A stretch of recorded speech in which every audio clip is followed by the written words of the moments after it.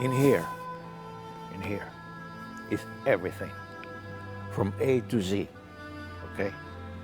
I could be a good person.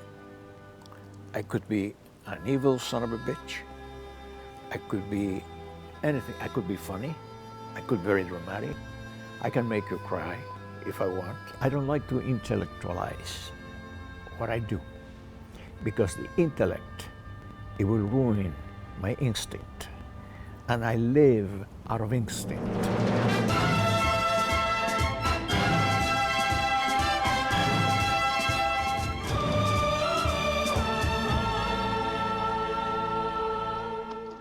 Hey, who are you?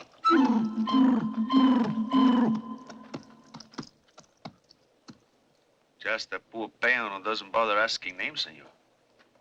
I'm here because my stomach's empty. Oh, clear out! No, wait. There's a job if the man wants it. It'll take a while for Mike to get patched up. Is there anything you're best at? I left Cuba in 1956, before Castro, and because I wanted to become an actor. I wanted to get into the actor studio. So I auditioned, and I passed it. So that for me was the beginning. I knew that I had a lot of things here, you know. So I was fucking angry with life. So, and the best way of putting all this out was acting.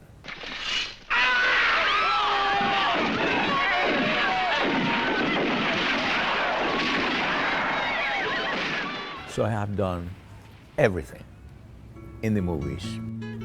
I go into a state, let's call it altered state, because I'm being somebody else. I read the script, I get something feeds over here where that emotion is. And if I do the part, I allowed that emotion to build up. And then I start trying things for the costume of the character.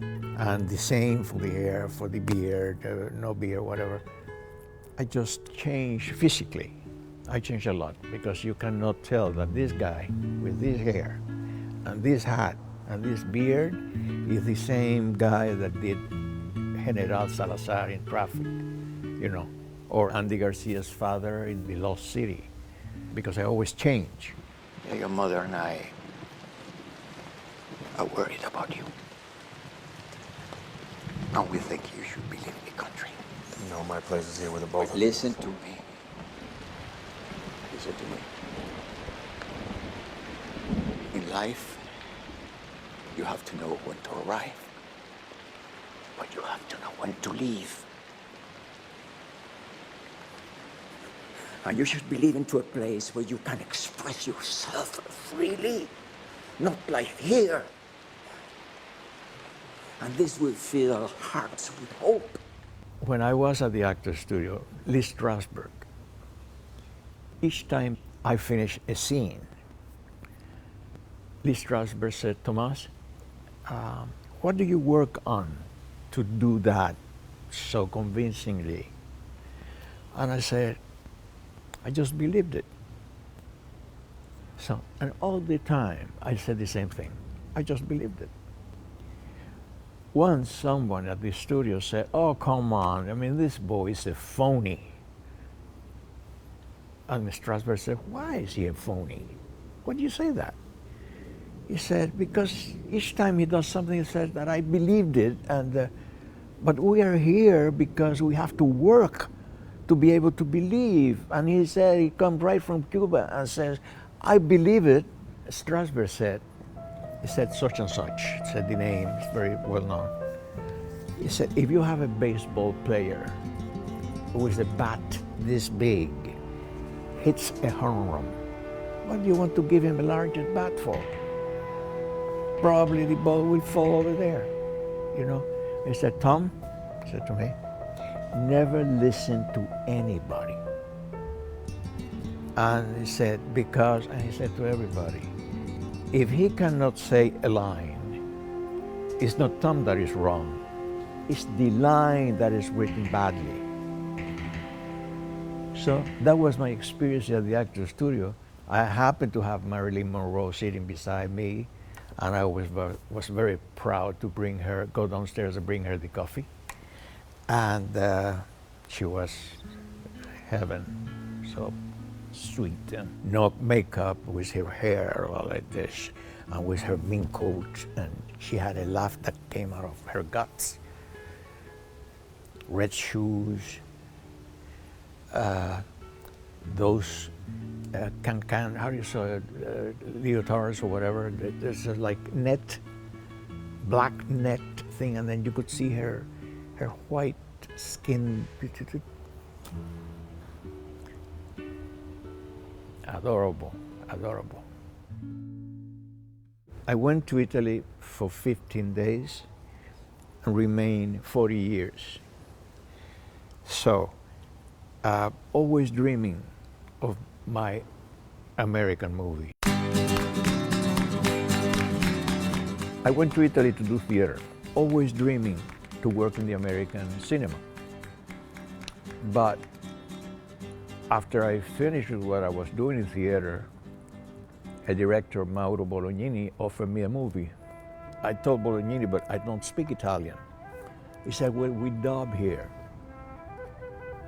You know, I mean, this is not serious. I mean, I take my thing so seriously, then somebody's gonna dub after me like a puppet. Mind if I butt in on the conversation you're having with yourself? So, I told this friend of mine, I said, Earl, they just offered me a movie, a lead. But, I mean, and they're giving me a lot of money, but I want to work in America. He said, Tomas, I mean, you owe so much money in New York, including me. Do the fucking movie and pay your debts. And I accepted. I was gonna come back to America, but the same director offered me the second movie, with Marcello Mastroianni, Claudia Cardinale, and I started doing intellectual movies. In the meantime, I met the lady that is today my wife. And that's it. I was hooked for life in Italy. I decided to become Italian. I became Italian. And the contract was over, but the producer wanted to renew it. And he said, I have an offer for you to do a special appearance in The Agony and the Ecstasy, to play Raffaello Sanzio, the painter. And he sent me the script. I said, but it's just a tiny part. Il Buonarroti è qui impersonato da Charlton Heston per portare sullo schermo la famosa biografia del grande genio del Rinascimento, Il tormento e l'estasi. I did the movie. And then Westerns became fashion in Italy with Sergio Leone and his trilogy.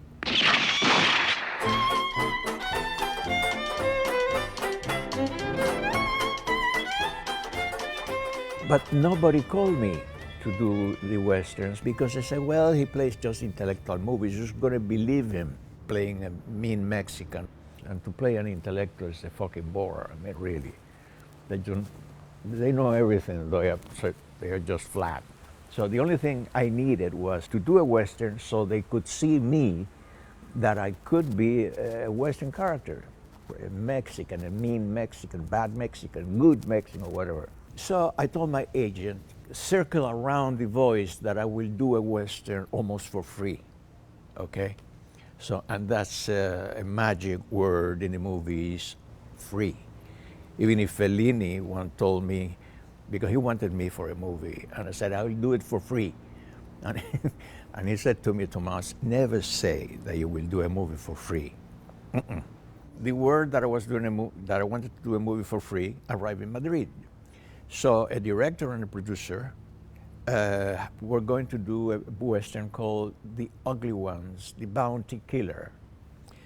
And they thought of me for the character of the mean guy, the co-star. So they came to visit me with the script, and I see this guy who was a mean son of a bitch, but we have to give a reason of why he's such a son of a bitch. Let's say that I fell in love with the daughter of the owner of the saloon. But as I was a mixed blood, and they were racist, the gringos there in the town, they just didn't want me to get involved with the daughter of the guy of the saloon. So I said, you know what I'm going to do now? I'm going to start holding up banks and people and whatever. I'm going to become an outlaw. I'm going to make so much money that we'll come back, buy the saloon, marry the girl, and whatever. So we did it that way. And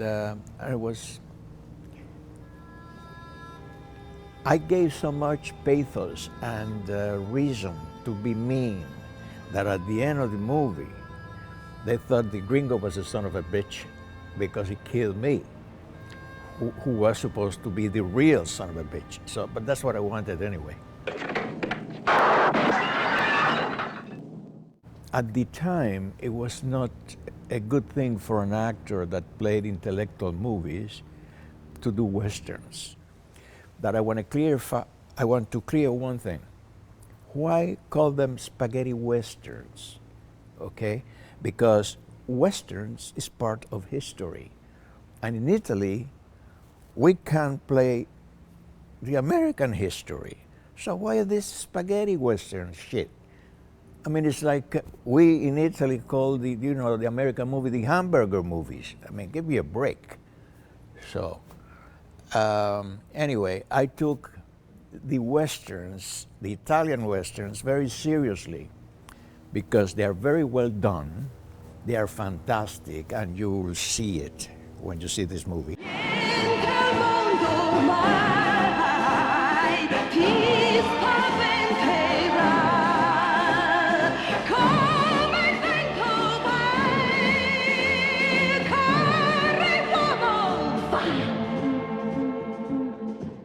So they offered me the big gun down, co-star with Lee Van Cleef, good money, so why not?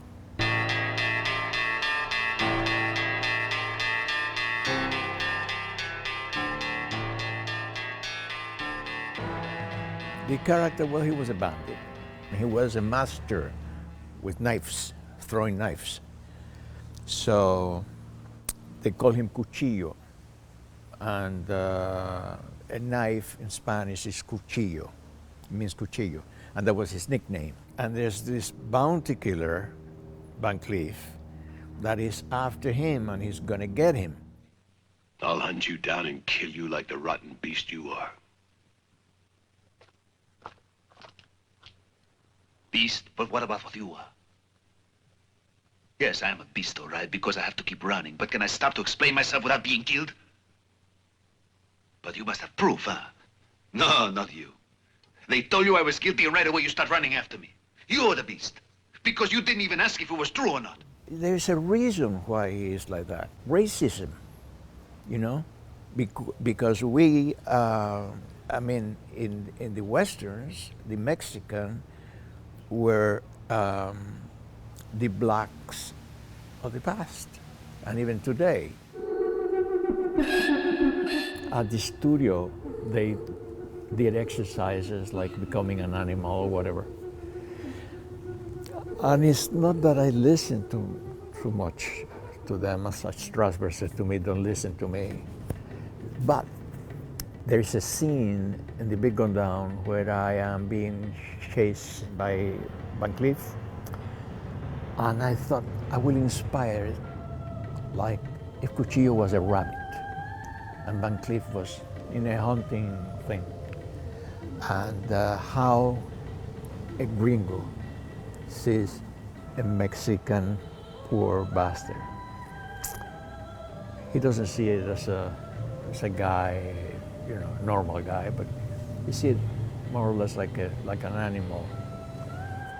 So, and I thought that it was like a chase between a hunting man and a rabbit. I said, I'm going to do it like a rabbit. And, when he stops and thinks to hear, so that's the way I play the scene.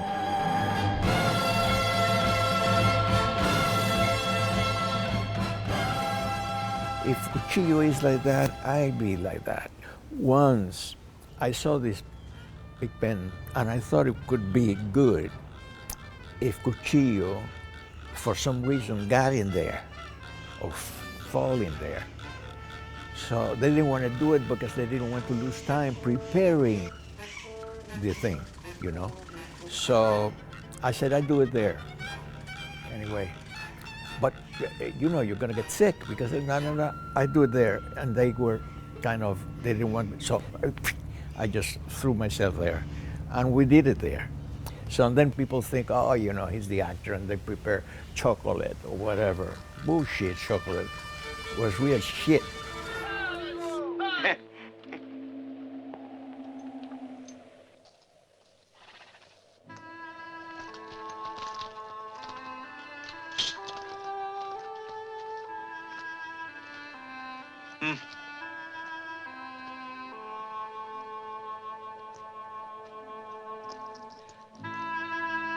Lee Van Cleef.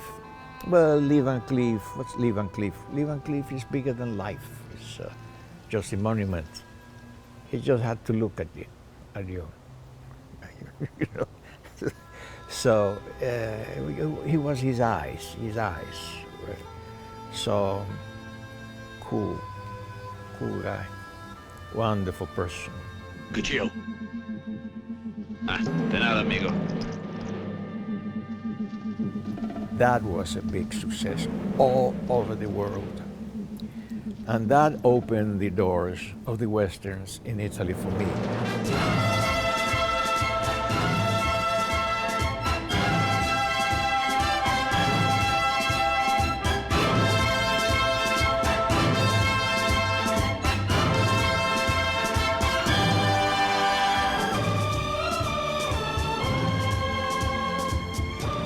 The public loved Cuchillo. So the producer decided to do another movie, another Western, just with Cuchillo as the star. After that, I played, I don't know how many Westerns, till I finally did a Western. It was called Tepepa. It was like a Emiliano Zapata thing. And I had already the power of selecting my co-star. So they gave me a list of actors in America, to sell the movie in America, who played the mean colonel. So they gave me a list of Henry Fonda and Jack Palance, and in the list was Orson Welles. I said, okay, I picked Orson Welles. So they offered the movie to Orson Welles, and he accepted. And we did the movie together.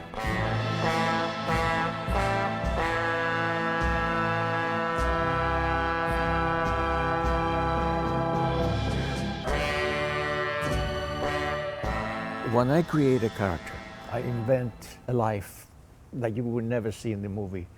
So if by any case I forget a line, I can pick it from my past life that the public would never see, but I know. So I give a background since I was a little boy. I even sometimes invent the sign, says I'm a Pisces or I'm a Leo or I'm a this or that, whatever. Bullshit, actors bullshit. I was famous in Italy because of having bad temper. Because I wanted to do the correct thing for my character, and I fought to the end to obtain what I thought it was correct. I don't like to talk to the director about my character, because if I have another idea, they confuse me. My instinct tells me what is right for the character. I know how they feel and it comes from my guts. That's the way I work. Look.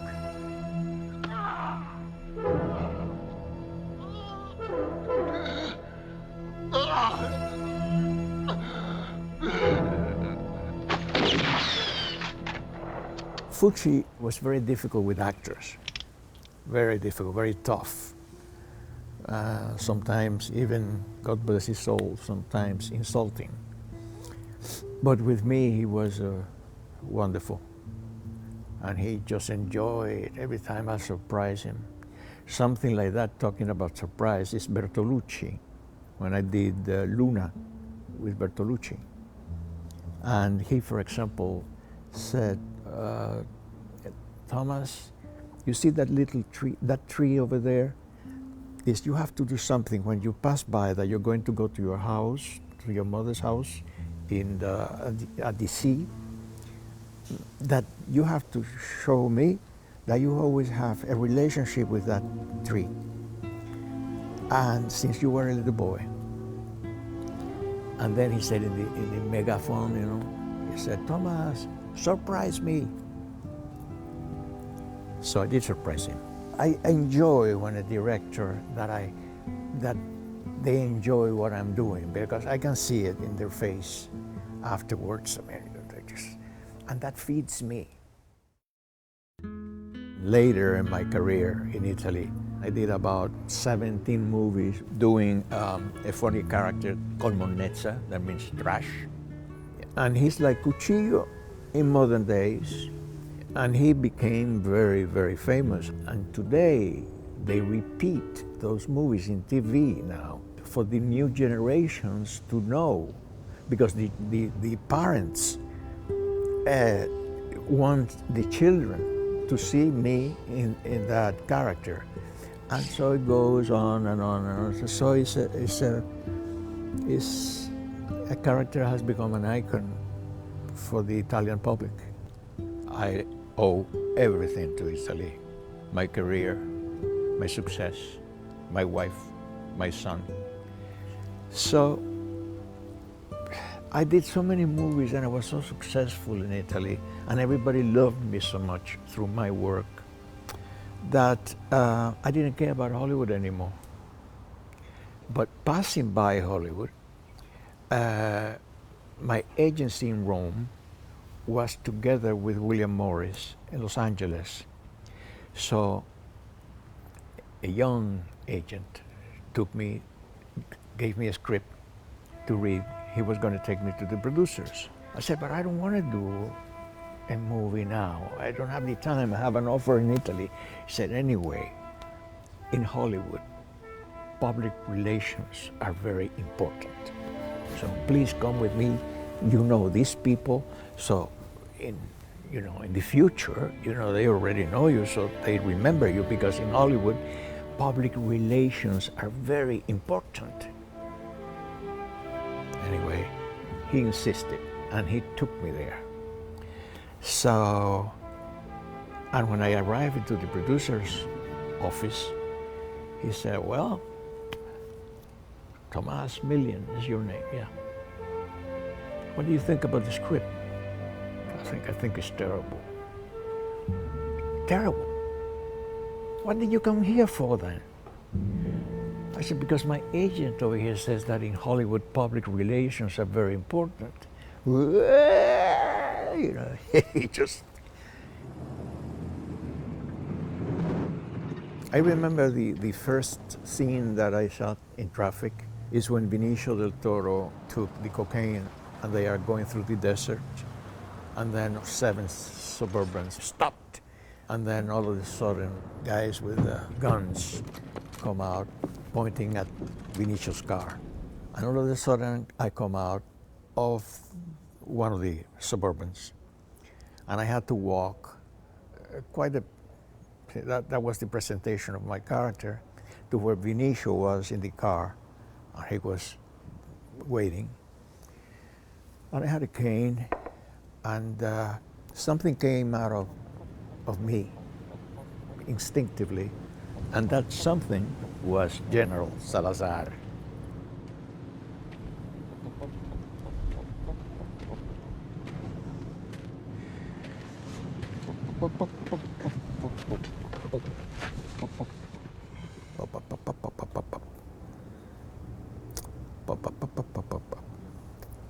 And then, after I did that, the scene, I remember where I got it from.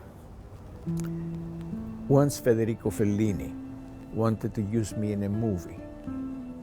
He said, Tomas, let's go for a ride. I told his chauffeur, and I sat in the back with him here. And I wanted to do a movie with Fellini, so. And he was not talking to me. I was beside him, and I tried to play it cool, you know, but Fellini, so what? Bullshit. So I hear that pop, pop, pop, pop, pop, pop, pop, pop. He was doing that, looking outside the Roman Campagna. Pop, pop, pop, pop, pop, pop, pop, pop, pop, pop, pop, pop. Yo, mamma mia. So anyway, it was a scene that I became very nervous, and I was smoking. Those times you could smoke even inside the car. And I wanted to play, the cool guy, bullshit. And I did like this to throw my cigarette out of the window, and the fucking window was closed. So the whole fire started coming. And Fellini, pop, pop, pop, pop, pop, pop, pop. Pop, pop, pop, pop, pop, pop, pop.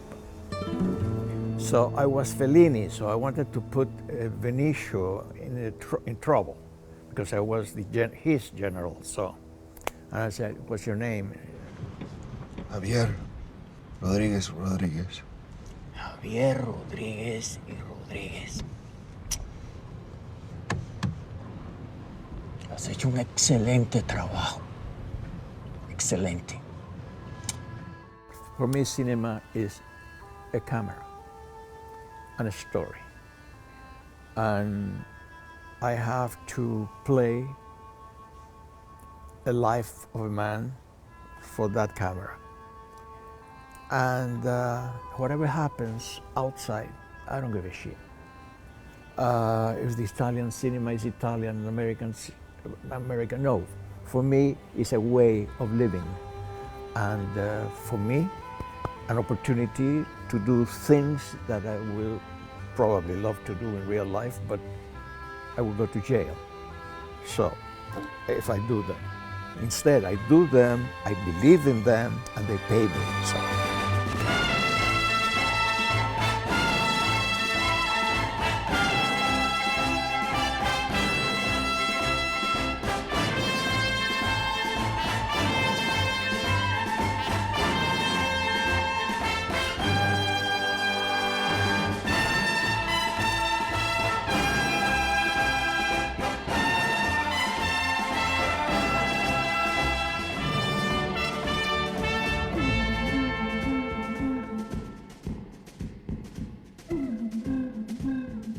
They call him Cuchillo, and he always tells Van Cleef, the character, what's his name, Corbett. So, you'll never get me. You'll never get me.